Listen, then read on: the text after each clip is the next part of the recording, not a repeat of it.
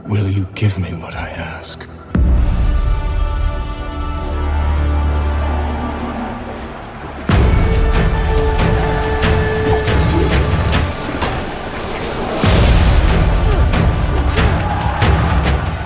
Guys, untuk para pecinta film, jangan lewatkan review film yang satu ini, karena kali ini kita akan saksikan sebuah film yang berasal dari negeri Sakura yang diadaptasi dari kisah nyata negeri tersebut. Film ini diperankan oleh Keanu Reeves sebagai Kai, Hiroyuki Sanada sebagai Oishi, Tadanobu Asano sebagai Lord Kira, Koshibasaki sebagai Mika, dan Min Tanaka sebagai Lord Asano. Jepang pada masa feodal kuno merupakan negeri yang terselubung misteri, terlarang untuk orang asing, rumah bagi para penyihir dan iblis. Penguasa pada saat itu dipimpin oleh seorang shogun yang mengendalikan banyak provinsi dan masing-masing provinsi saling bersaing. Keputusan shogun pada waktu itu adalah mutlak alias tidak bisa diganggu-gugat. Perdamaian negeri Sakura dijaga oleh para samurai. Tugas mereka adalah menjaga tuan serta provinsi mereka apapun taruhannya. Apabila samurai mengecewakan tuannya, maka mereka akan menanggung malu seumur hidup pada rakyatnya serta menjadi ronin alias samurai yang tak bertuan. Bagi seorang samurai, kehormatan adalah segalanya. Kisah ini bermula dari hadirnya seorang anak laki-laki yang melarikan diri di tengah hutan yang tidak tahu dari mana asalnya dan bisa sampai di daerah Ako, tempat di mana Lord Asano yang memimpin. Ada yang bilang anak ini adalah makhluk jadi-jadian dan ada juga yang bilang ia seperti hewan buas. Banyak yang percaya anak ini dibesarkan oleh Tengu, iblis hutan yang memiliki kekuatan supranatural dan mengajarinya sihir hitam, lalu melatihnya dengan seni membunuh yang sangat mematikan. Iblis yang ia hindari ini meninggalkan tanda di tubuhnya. Anak laki-laki ini pun pingsan dan tak lama ditemukan oleh rombongan pemburu dari pemimpin wilayah Ako, yaitu Lord Asano. Hampir saja anak laki-laki ini dibunuh oleh Oishi, kepala pengawal Lord Asano sekaligus pemimpin Ronin. Oishi mengatakan kalau anak ini adalah iblis, namun ketika Lord Asano melihat wajah anak itu, membuatnya simpati dan mengatakan bahwa dia juga adalah seorang anak yang sama sepertimu.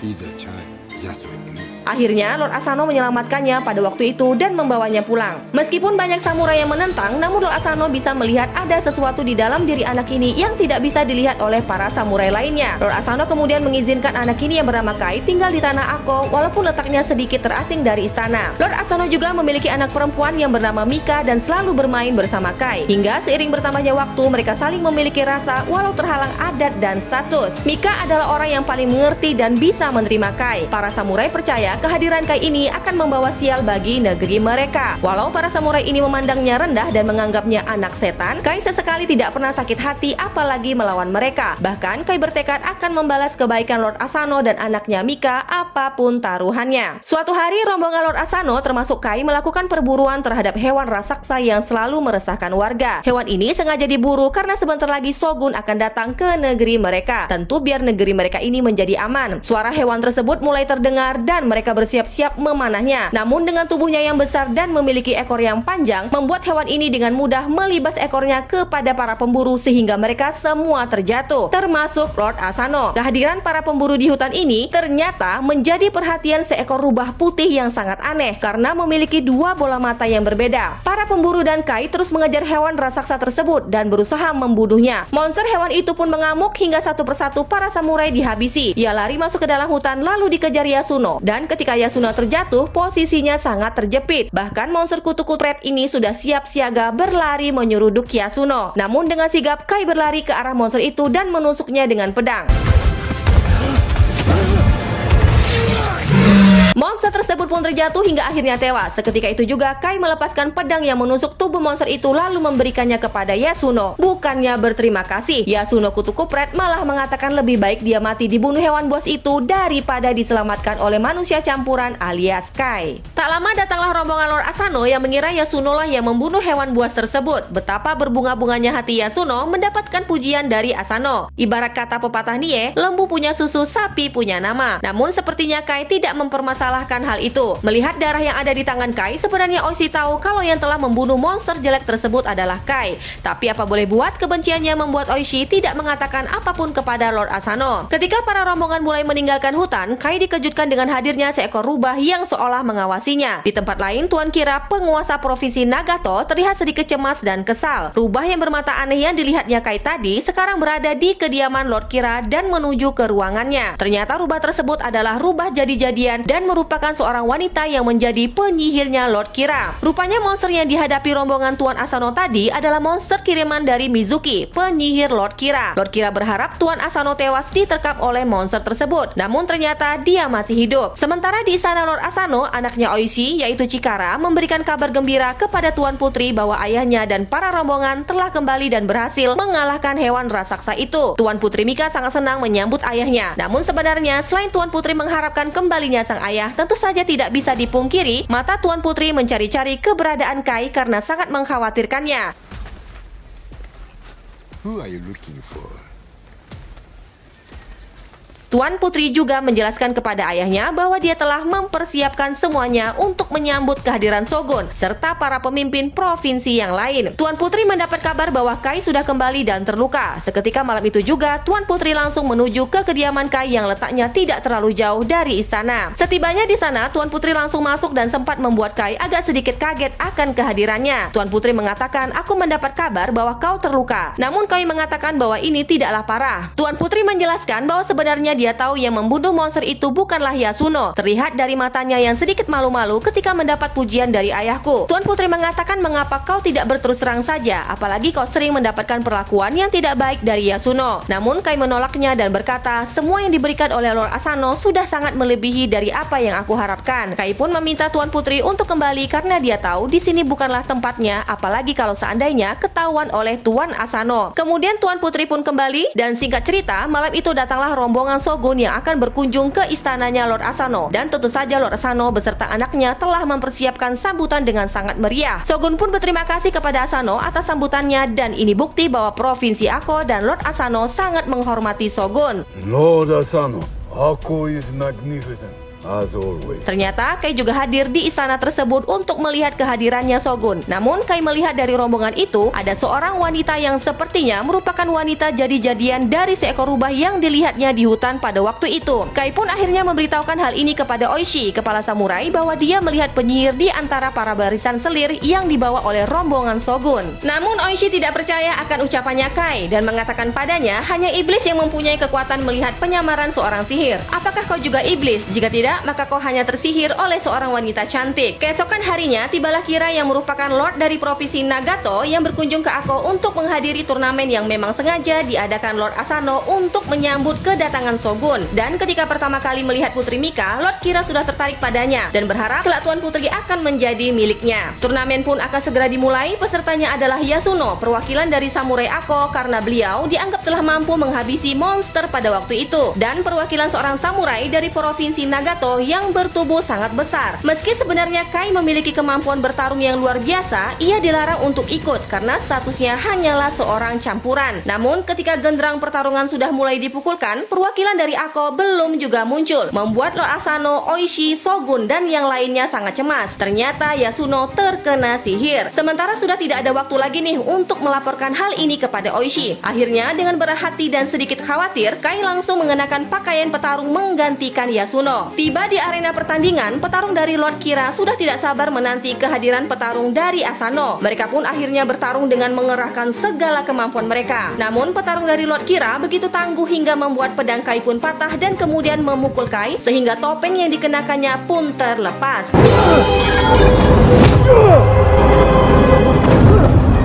Shogun dan semua yang hadir pada kaget kenapa bisa Kai ikut di pertarungan ini. Karena pertarungan ini hanyalah untuk samurai sejati, bukan untuk orang campuran. Kai hampir saja akan dibunuh oleh manusia raksasa tersebut, tapi dihentikan oleh Shogun. Lalu Shogun menghampirinya dan berkata, "Kamu bukan seorang samurai." Shogun pun memerintahkan untuk membunuh Kai, namun dihentikan oleh Putri Mika.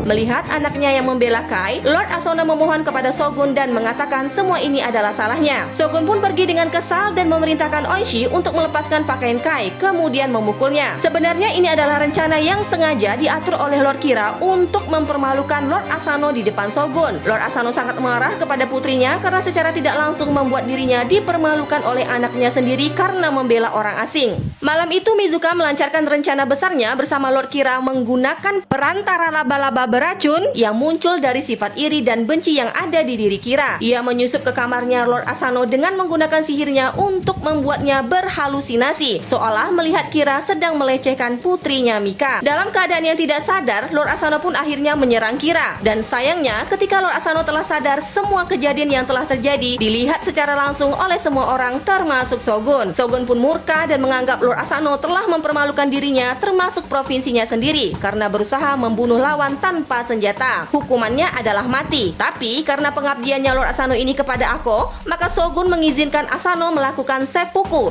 yaitu mati dengan tangannya sendiri. Hal itu akan menunjukkan martabatnya sebagai seorang samurai. Lord Asano lalu memanggil Oishi di ruangannya. Dia meminta kepada Oishi untuk tetap menjaga putrinya Mika dan provinsi Ako dari musuh-musuhnya. Hari yang ditunggu-tunggu pun tiba. Lord Asano sudah siap untuk melakukan seppuku. Sementara Mika terus menangis mengingat sebentar lagi dia akan kehilangan ayah tercintanya, guys. Lord Asano pun akhirnya menusuk pedang kecil ke tubuhnya. Lalu Oishi atas permintaan rajanya dengan sangat berat hati harus menebas kepala tuan yang menjadi junjungannya. Para samurai bagai kehilangan arah, sementara Tuan Putri yang terus bersedih malah diberi racun oleh para pelayannya agar Tuan Putri bisa menyusul sang ayah. Untung saja Tuan Putri masih bisa berpikir jernih, yakin bahwa ini bukanlah akhir dari segalanya, guys. Dan ia masih belum kehilangan kota Ako. Sebelum meninggalkan Ako, Shogun berpesan kepada para samurai agar tidak terjadi perseteruan antara provinsi Ako dan provinsi Nagato. Shogun akan mengikat kedua provinsi ini dengan pernikahan antara Tuan Putri Mika dan Lord Kira. Dan Shogun memberikan waktu selama 1 tahun untuk masa berkabung bagi Tuan Putri. Sementara Kira akan menjadi tamunya Tuan Putri hingga waktu menikah tiba. Asem gak sih ini, guys? Bisa-bisanya si Shogun. Seal by the marriage bond between you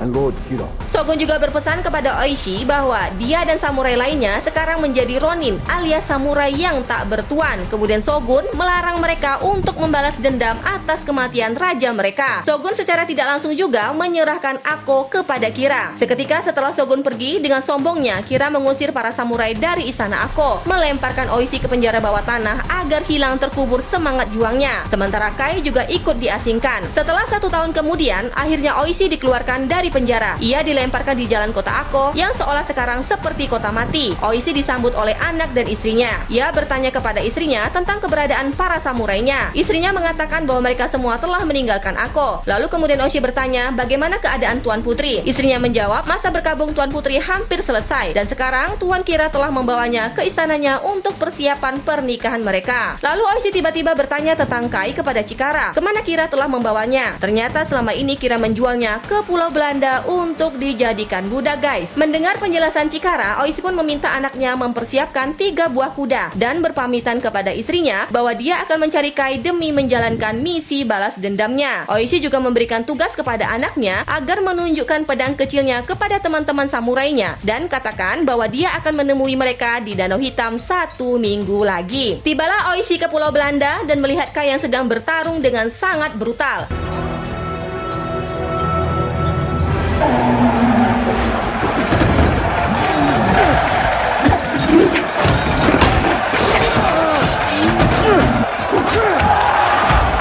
Kai akhirnya memenangkan pertarungan itu. Lalu Oishi pun tiba-tiba masuk ke dalam arena, seolah menjadi lawan tarungnya. Padahal dia ingin memberitahu Kai bahwa ia datang untuk meminta bantuannya membalaskan dendam. Namun Kai seolah tidak mengenal Oishi dan yang ada di kepalanya menghabisi siapapun yang menjadi lawannya. Ketika Oishi menyebutkan bahwa Mika akan menikah dan membutuhkan bantuannya, tiba-tiba Kai pun akhirnya tersadar. Kai! Lady Asano! Mika!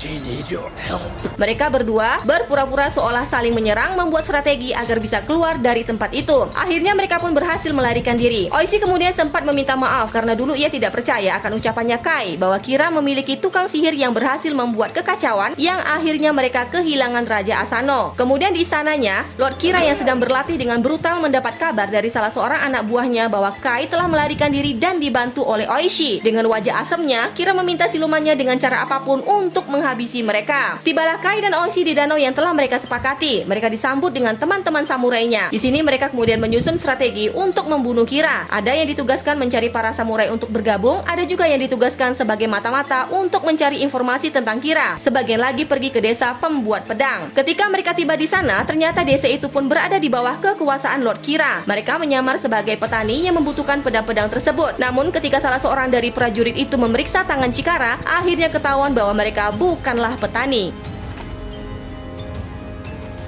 These are not farmers' hands. Dengan sigap, Kai pun menyerang para prajurit itu satu persatu tanpa sisa. Kai pun menyuruh mereka mengambil semua pedang yang dibutuhkan. Malam itu, ketika mereka para samurai sedang berteduh, Oishi seolah menginterogasi Kai menanyakan siapakah dirinya sebenarnya. Kai mulai menjelaskan bahwa dia sebenarnya sebelum kabur ke kota Ako, ia dibesarkan oleh seorang Tengu dan mengajarinya banyak cara aneh dan ajaib termasuk sihir apalagi untuk membunuh. Mereka ingin menunjukkan kepadaku bahwa hidup ini hanyalah kematian. Mereka juga ingin aku seperti mereka meninggalkan dunia. Namun aku yakin tempatku bukanlah di sana tapi bersama manusia. Oishi meminta Kai untuk meminta bantuan kepada Tengu agar memberikan pedang sakti karena ia tahu pedang yang didapatnya tadi bukanlah pedang yang diinginkan oleh seorang samurai. Namun Kai berkata itu tidaklah mudah karena ia akan menguji kita. Di rumah bordir yang merupakan tempat yang selalu dilewati Kira, pemuda yang ditugaskan untuk mencari informasi tentang Kira ternyata terpesona dengan keiblisannya Mizuki. Sementara itu Kai dan rombongan samurai yang lainnya telah tiba di hutan terlarang. Mereka diselimuti kabut asap dan suara aneh anak-anak buangan yang tidak diharapkan memancing orang-orang untuk tersesat. Namun setelah mereka tiba di sana, Kai hanya mengizinkan Oishi untuk masuk. Hal ini membuat Yasuno curiga kepada Kai. Setiba di dalam, Oishi melihat orang-orang yang berpakaian biksu sedang bersujud tanpa bergerak sedikit pun. Kai pun mengingatkan Oishi, apapun yang terjadi jangan sampai kau mengeluarkan pedangmu. Whatever happens in there, whatever you see, don't draw your weapon. Kai pun akhirnya masuk dan melihat sebuah pedang yang sudah tertancap. Lalu tiba-tiba muncullah Tengu. Kai to the point kepada Tengu bahwa dia kesini membutuhkan bantuannya untuk memperoleh pedang tersebut.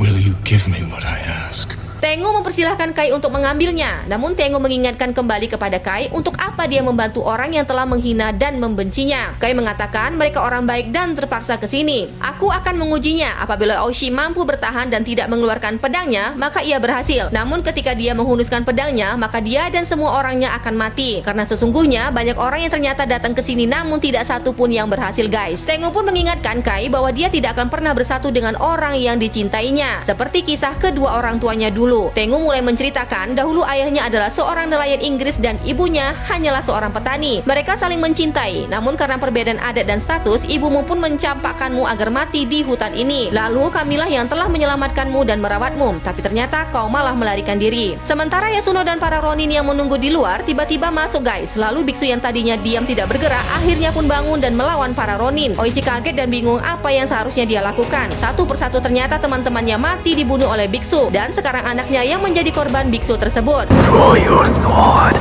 Save your man. Save your man. Sementara itu di dalam, Kai masih terus berperang melawan Tengu. Namun ketika Kai berhasil mencabut pedang tersebut dan mengarahkannya ke Tengu, seketika di waktu bersamaan ujian untuk Oishi pun berakhir.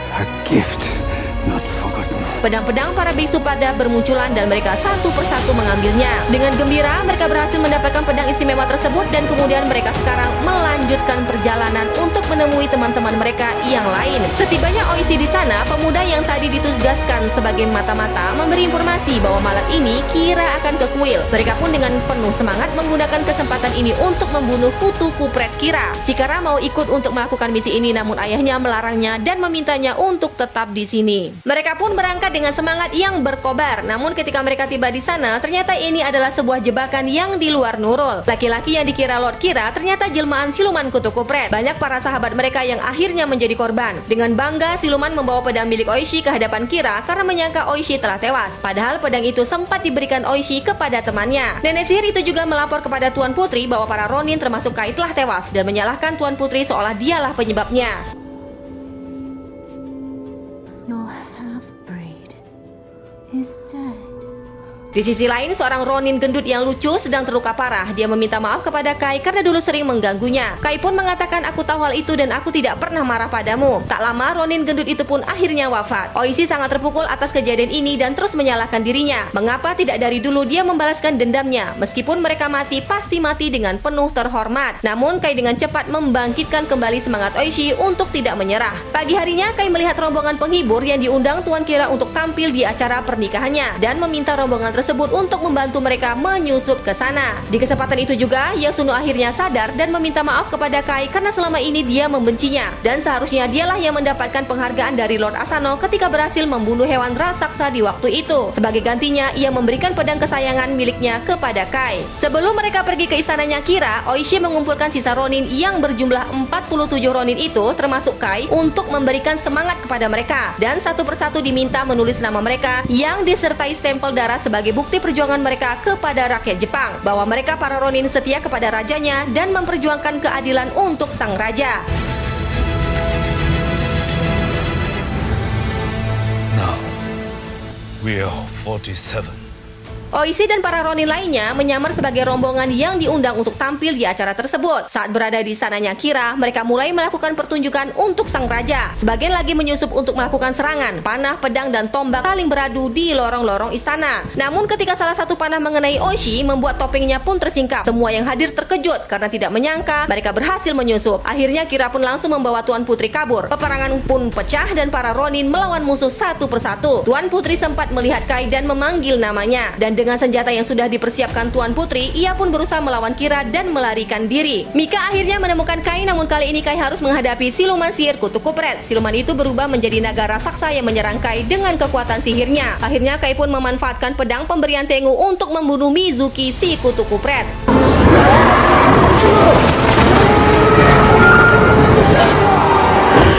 Sementara Oishi terus mengejar mencari keberadaan Kira. Oishi menyerang Kira dengan brutal dan berakhir dengan pedang Oishi yang menusuk jantung Kira serta melibas kepalanya. Inilah pembalasan untuk raja mereka, Lord Asano. Di luar peperangan masih terus terjadi, namun ketika Oishi memperlihatkan kepala Kira yang sudah terpenggal, mereka semua pada berhenti dan tertunduk karena ini menunjukkan bukti bahwa Nagato telah kalah. Mereka pun akhirnya kembali ke Ako dengan menenteng kepala Kira di sepanjang perjalanan sebagai tanda kebanggaan mereka karena telah menghabisi orang yang telah membuat raja mereka tewas. Para rakyat pun bangga menyambut kedatangan mereka. Mereka pun akhirnya pergi ke pemakaman Lord Asano untuk memberitahukan bahwa mereka telah membalaskan dendam sang raja. Beberapa waktu kemudian, Shogun pun datang menemui para Ronin. Ia kecewa kepada Oishi karena telah balas dendam, padahal dulu ia sempat melarangnya. Meskipun sebenarnya Shogun kagum akan kesetiaan para samurai ini, namun tetap tidak bisa membiarkan para Ronin melanggar hukum. Oishi meminta Shogun memberikan kehormatan kepada para Ronin karena mereka melakukan ini demi keadilan dan kesetiaan mereka kepada rajanya. Akhirnya setelah pertimbangan dari Shogun, ia pun memerintahkan mereka semua untuk melakukan seppuku. Keesokan harinya sebelum mereka dihukum, Oishi dan Kai menyempatkan pergi ke pemakaman Lord Asano. Dan kemudian setelah dari situ, Kai pun menghabiskan malamnya bersama orang yang dicintainya karena ini akan menjadi kenangan mereka selamanya. Kai berharap Kai akan bertemu dengan Mika di kehidupan selanjutnya. Setelah pagi hari, mereka para Ronin telah bersiap mengenakan pakaian serba putih untuk melakukan seppuku. Namun sebelum itu Shogun ternyata memanggil Chikara untuk beranjak dari duduknya dan membebaskannya dari hukuman itu.